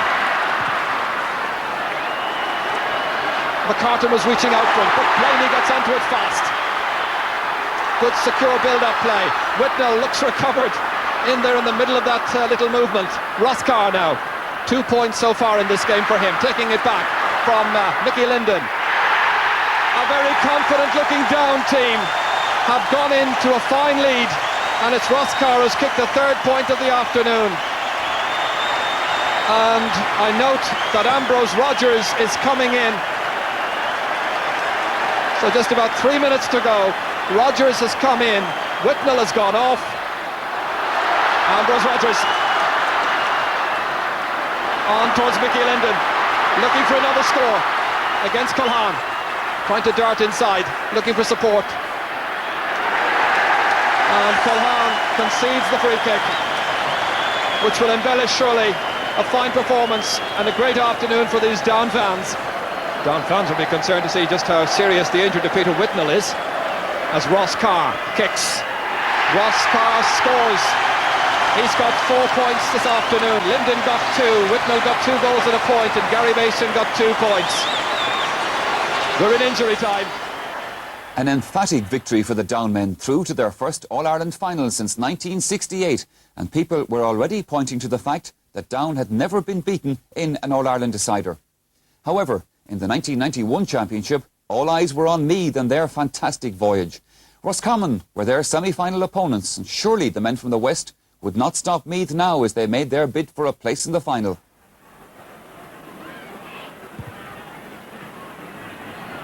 Lennon trying to get the better of Martin O'Connell. Harlan was expecting to fly kick that one away, but it just missed him, and it's Tony McManus puts it on for Junior McManus, and he's put it high, and he's put it over the bar.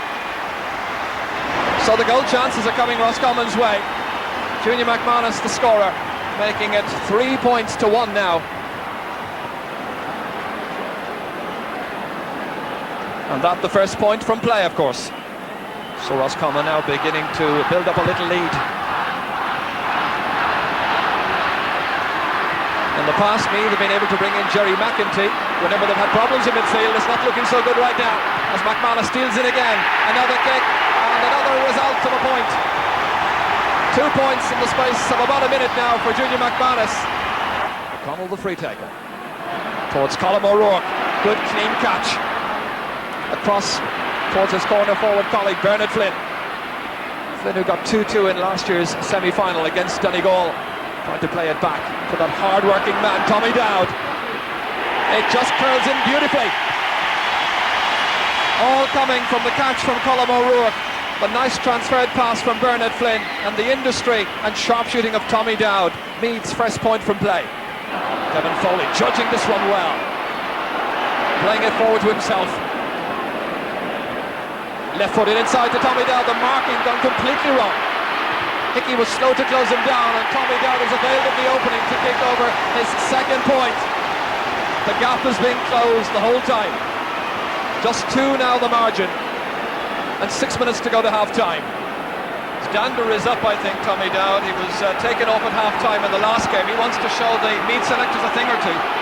Yeah, Jordan Hall came from a bad ball from Des Newton initially. Kevin Foley very tenaciously came out of defence and sent a great ball to Tommy Dowd, who took a very good score. Meath coming more into the game now.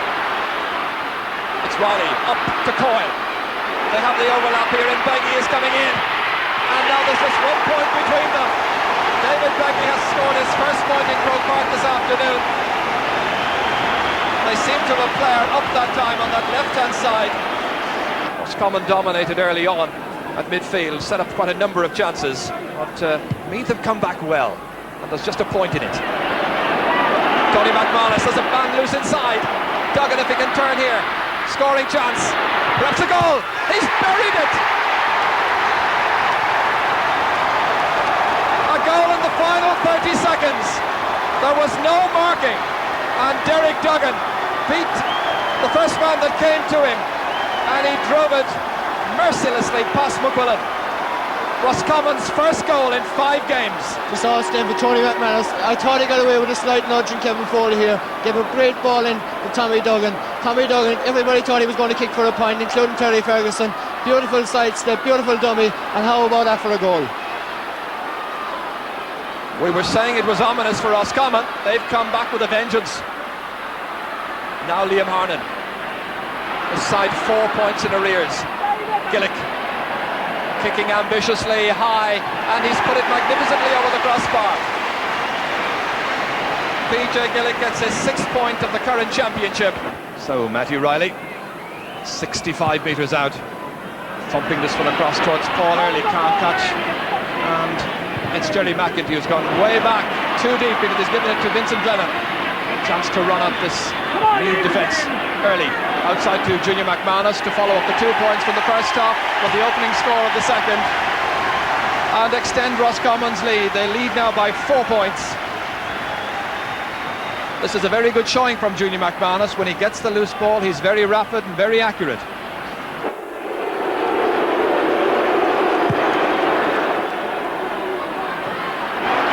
Gathered by Tommy Dowd against Matthew Riley. Killoran can't stop him either. Punched outside to Flynn, trying to get into the clear. Flynn yet to score. Likewise Colm O'Rourke. And Bernard Flynn has finally broken his duck at a timely point of the match.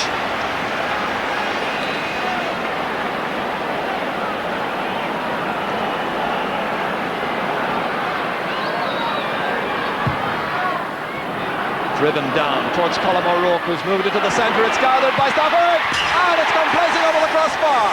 Brian Stafford might well have had himself a goal there. Instead, he gets his 4th point of the match, the first from play. I wonder if that was a signal we saw Liam Harnan give the inside forwards. Brilliant fetch by Brendan Riley, driving this team forward now that he's moved out around the half-back line. And Colm O'Rourke wrestled down, and it's going to be a free which could tie up the match. A free conceded by Des Newton and Karen Dunham, right up at the top of Donegal. That's his club team, playing for his native Roscommon.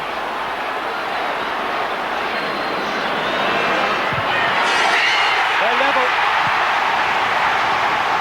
For the first time in the match, the sides are level, and we've only got 4 minutes remaining. Delighted young Meath and not so young Meath fans. So the clock ticks down. What a finish we're in store for now. Well, in a grandstand finish like this, when it's in a really tight situation, your money ordinarily would be on Meath. Beggy, can they yet prevail? If they finally get through, they'll surely earn the 4 weeks respite between that and the final. This is Stafford to kick them in front. First time in the game. That's an 8-point contribution. A magnificent contribution by Stafford. They lead by 1 at a critical time in the match. Foley back to O'Connell. Meath to reach yet another All-Ireland final. Flynn, this is a semi-final in which they've really been made to work hard.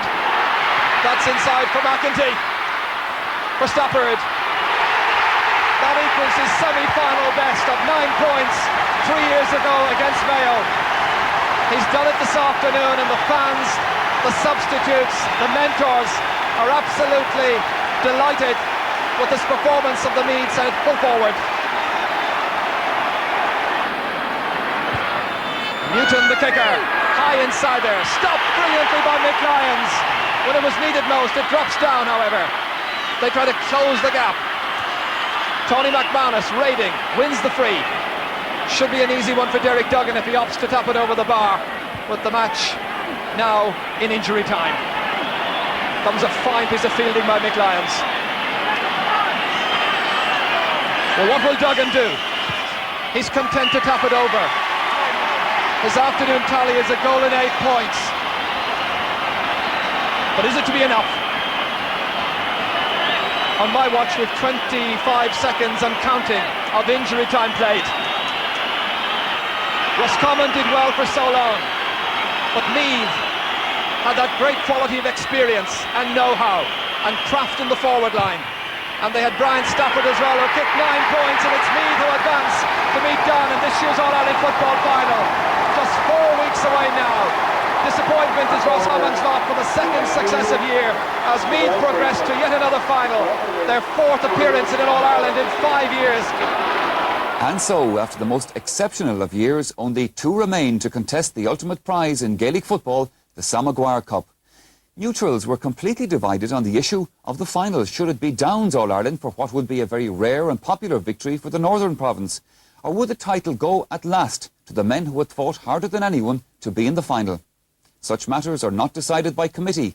The final destination of the All-Ireland trophy will be decided by the men who ran out from the tunnel under the Hogan stand on September 15th. The 104th All-Ireland football final is underway, and it is straight away Barry Breen going back for Down, who played from right to left in the first half. Switching it in, James McCartan getting onto it fast. Trying to send the ball inside towards Greg Blaney. Mick Lyons making the first clearance. Out to Jerry McEntee, who takes up a good position. Terry Ferguson, well away from his left corner back position.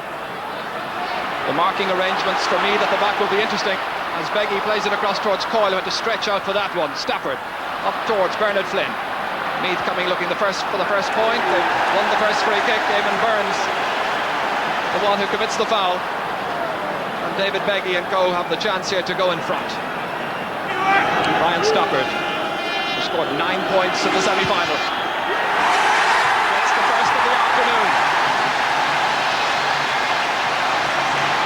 Always looks most relaxed and absolutely deadly from frees.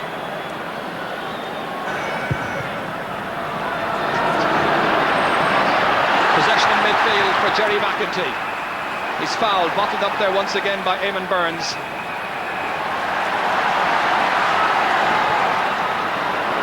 In towards Liam Hayes. Burns trying to get back. Bernard Flynn against Brendan McKernan. Still Flynn coming looking for the second point. Again, deadly after it. That's a very good start by Meath, imposing their will upon the down backs, who are being very slow to settle. Nicky McQuillan's kick right into the middle. Mopped up here well by Paddy O'Rourke, the team captain. Cross towards James McCartan, who once again has switched back in there. Trying to make his presence felt. Takes a high challenge from Brendan Riley. Yeah, James McCartan here is causing a lot of problems for the Meath full back line. Liam Harnan, very high tackle there, and very good lucky, I think, to get away without the booking on that occasion. Referee was absolutely spot on. It was Liam Harnan.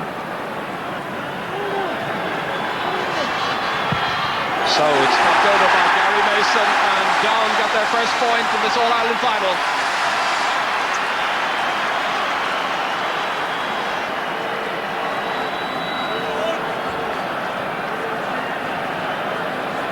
Nicky McQuillan here never looks fussy when making a save, always very secure and never unduly spectacular. This young Down fan, I think, will remember his day out at Croke Park. Oh, a huge leap in the air by Ross Carr, taking it with some difficulty against Martin O'Connell. He's given it away to Jerry McEntee. Blocked down by Greg Blaney, taken now by Liam Harnan. Fed forward towards Bernard Flynn, who's taken up a roving commission early on. That's Harnan once again, stepping into the breach. Another foul.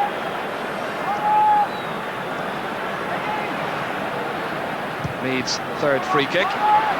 Dropped deep toward PJ Gillick, but it's fetched in there splendidly somehow by the fullback Conor Deegan. Has the presence of mind to link up with his goalkeeper Neil Collins. He's given it away to Liam Hayes, coming racing through the centre. In towards David Beggy on the edge of the small square. Fed back towards Brian Stafford. There's a man loose, that was Bernard Flynn, but he couldn't get it to him. Instead he's put it wide. Meath's first wide of the match. Down with one wide as well. That from the free kick by Gary Mason earlier on. Harnan takes the free.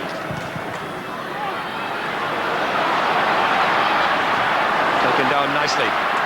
Burns. Brendan Riley going down first time to get it, and it's James McCartan who's got there. The referee says play on, or does he? No, he's whistled back the play for the foul by Mick Lyons. The referee seemed to have allowed an advantage initially.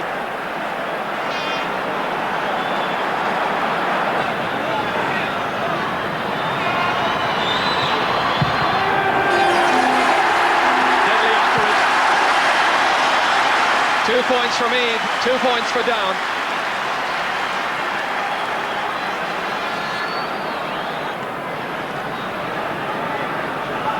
Martin O'Connell. Dropped in. Gaelic touches it down to Stafford. And the old 1-2. And Stafford gets his second point of the afternoon to restore Meath's advantage. Well, he always is waiting around there, waiting for the break of the ball. That was touched down splendidly, and Stafford did the rest. Mickey Linden coming out for this one. Secure catch, and then he takes a high one to the face from Kevin Foley, I think. Gary Mason plays it down. Greg Blaney coming in, gets by the hard challenge, and the referee whistles and signals that it's going to be a free. But all this while, Mickey Linden is down injured, having made a good secure catch. I think he got an elbow in the face. Yeah, here we see Mickey Linden getting the ball, but here you see Kevin. Oh, very high tackle there. A few of the Meath players have got away with a few high tackles so far, and lucky to get away with those. So it's going to be a free kick, and Gary Mason has the chance to level up the match. He's Down's only scorer so far.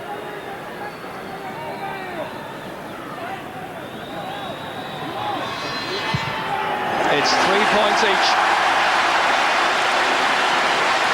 Just over 15 minutes gone in the first half.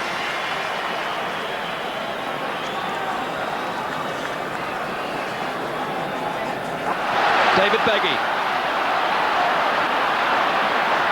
Green, the one who's coming in to make a challenge. Cross towards Brian Stafford. Outmarked, however, and it's Burns. It chips it away towards Gary Mason. Kevin Foley there too for Meath. Now Tommy Dowd. Looking up, spotted that the corner forward, Bernard Flynn, had made a run across. A good passage of play by Meath. Liam Hayes kicking very truly, and the team captain has put it over the bar, and Meath go back in front again. Hayes' first point of the game.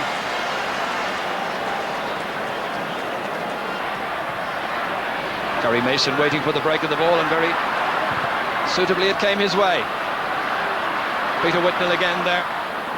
Liam Hayes trying to get it loose. Now Ross Carr, pursued by Martin O'Connell and Colm Coyle. O'Rourke inside to Greg Blaney. Nicely fed forward to Eamon Burns. And Down go in front for the first time in the match. They were behind by 2 points initially, came back, and then they've swapped points with Meath ever since, but this is the first time they've gone in front.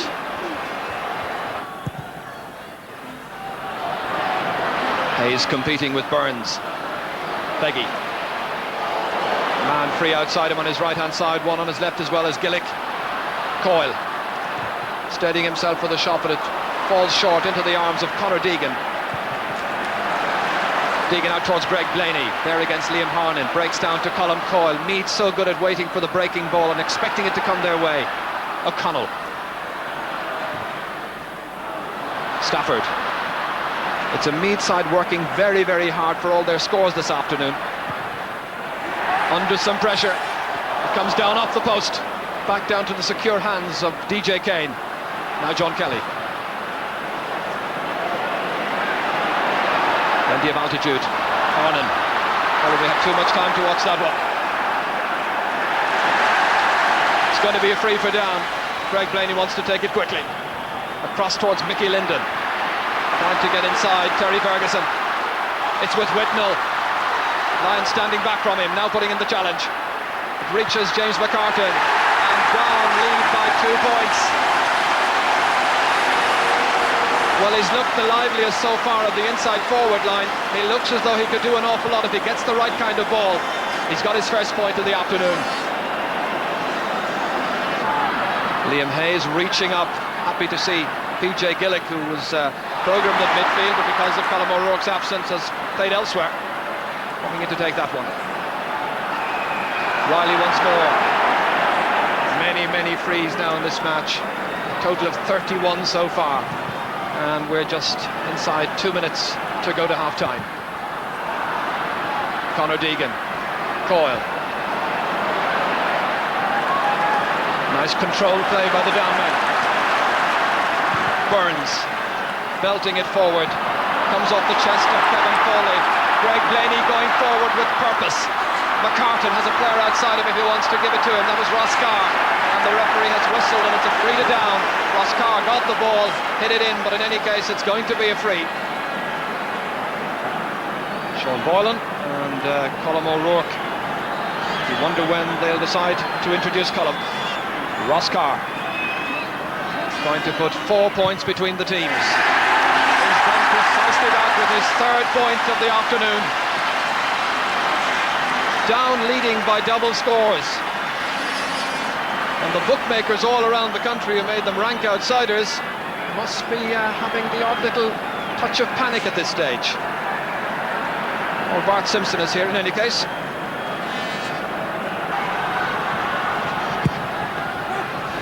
Good kick out by Mickey McQuillan towards Jerry McEntee, having a very fine match indeed. Up towards PJ Gillick, who started once again at right corner forward. Liam Haid prods it inside towards Bernard Flynn. David Beggy calling for it on his left-hand side, but Flynn has the confidence and composure to kick and strike over the first point of the second half and cut back the deficit now to just 3 points. That's 2 points now for Bernard Flynn. First time back out into the middle. Martin O'Connell down to Greg Blaney. Down motoring well. Barry Breen now, a quick look up on the left boot. Coming down from the clouds towards Peter Whitnell and Mickey Linden. Linden gets there first. There's plenty of support play. Ross Carr there, Barry Breen there as well, and James McCartan. Little chip shot by McCartan, and it's up and it's over the bar. His 2nd point of the day. But he's proving a real handful for anybody who's had to mark him so far. I think he scored 2 points in last year's league final as well. And then it was Kevin Foley who had the task of subduing him on that occasion. Yeah, we were saying earlier on in the first half how influential Greg Blaney could be, but he won that ball in midfield and brought it forward. Here we see James McCartan getting the ball, taking on the Meath defence, and I've seen it all, Joe, when I've seen James McCartan kicking the point with his left foot. Now John Kelly down, keeping their balance and composure in defence, and a good man-to-man mark-up. All this while Peter Whitnell is down injured. James McCartan again coming across onto this right-hand side. Ross Carr kicking with the left, and it's gone in. It's a super point by Ross Carr. Never bent either right or left, was absolutely dead straight, and how about that, a 5-point difference. Taking the free to James McCartan. An exciting player in full flight. Flynn trying to go back and put in a challenge. It's with Mickey Linden. Linden yet to score in this game. Now's his chance. He's put it over. There's a big sign outside a pub which is owned by Mickey Linden's mother and aunties, which says, "Mickey, bring back the Sam Maguire." They're doing the business so far, and Colm O'Rourke is coming in as we watch the reprieve. A very good score for down here. Again, it's Greg Blaney that won the ball out the field further, who got it through to James McCartan, gave the ball out here to Mickey Linden, and here he shows tremendous pace to get around the 2 defenders, and that kicks a great point with his left foot. As I say, down are buzzing at the moment, and I see Colm O'Rourke again, so Meath will have the inspiration on the field now if they can lift it. Colm Coyle is the one who's gone. Colm O'Rourke is in.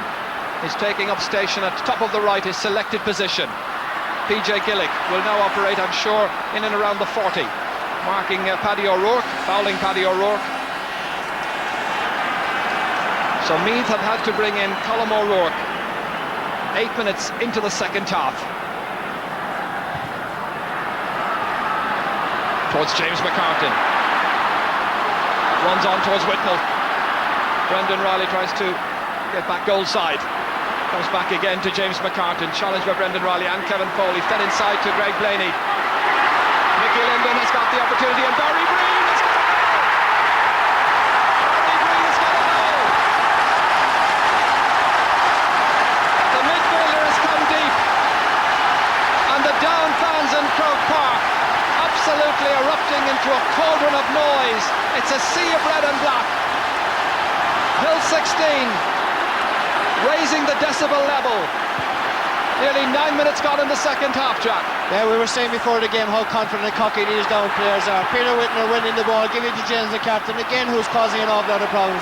But here we see Greg Blaney again, the experience showing up, gives a great ball to Mickey Linden, unselfishly gives the ball across the square, and there you have Barry Breen knock it in. A great goal down. Again, Barry Breen bursting through the centre. On to Eamon Burns, his midfield partner. On to Peter Whitnell, on to Mickey Linden. There's another goal chance here. It's blocked down by a combination of Meath backs. Comes out somehow. Out to Greg Blaney. 20 metres out. Fires it in and puts it over the bar. Blaney's first point. But he's been involved in so many of their good attacks. Very much the catalyst, setting up so many chances. And now an 11-point difference. Well, they're delighted over there. Colm O'Rourke has got an opening. They're firing well right now, Meath. Another scoring chance. Outside it comes to Bernard Flynn. Oh, it's stopped at point-blank range by Neil Collins, the goalkeeper. That's a brilliant save, and it's going to be a free out. Best save of the match so far. A brilliant piece of goalkeeping by Neil Collins. Brown to David Beggy. Takes it well. Another good run by David Beggy. Setting up Colm O'Rourke. Bernard Flynn, the one who takes the pass. Absolutely straight and absolutely over. 3 points is Bernard Flynn's contribution. Now 7 points the difference. In towards Whitnell once more. Fine catch by Peter Whitnell. 2 goals and a point, his tally in the semi-final. Nothing so far today. Having to live on crumbs virtually as Brendan Riley takes it out. And he floors James McCartan in the process. Free is awarded, however. Tommy Dowd. He's got support inside if he can just get loose here. Brendan McKernan sticking to his man like a leech, however. It's into Hayes. There's a goal chance for Meath here. He buries it. The second goal in the match. This time for Meath. Will that resurrect their hopes of yet winning the Sam Maguire Cup? Because now there are just 5 points between the teams. This is a great Meath goal. Here we saw a great ball on the defence for a quick free by Brendan Riley. Tommy Dowd picked the ball up, shook up, got his free kick, took it quickly into Liam Hayes. And what an inspirational goal from Liam Hayes, the captain of the team. Here he takes his ball well, puts the goalkeeper the wrong way and puts the ball to the corner. Colin Brown driving it down towards Brian Stafford, gathered by Colm O'Rourke. Matty McCabe is free wide on the left-hand side all this while, but he hits it inside instead to Bernard Flynn. Flynn trying to dodge round defenders.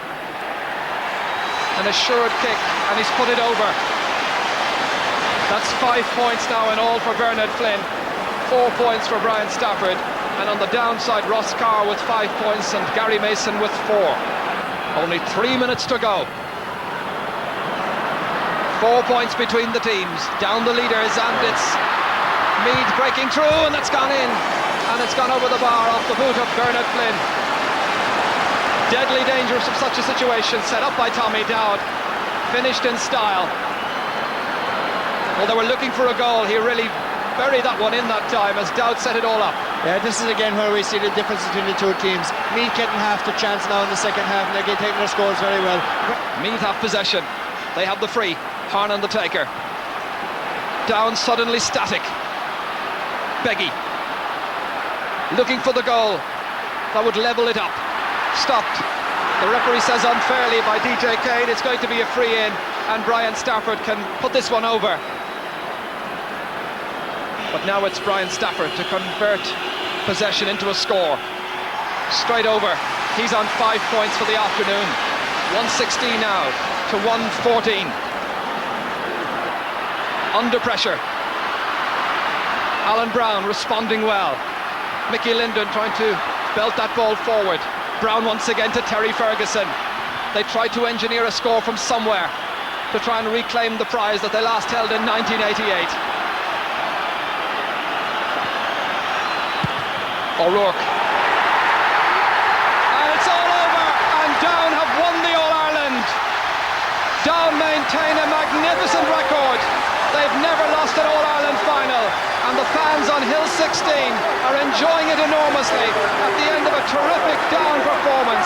It's coach Ahas, agus coach in Oregon, Sam Maguire of Runnegar, our captain on Down, Paddy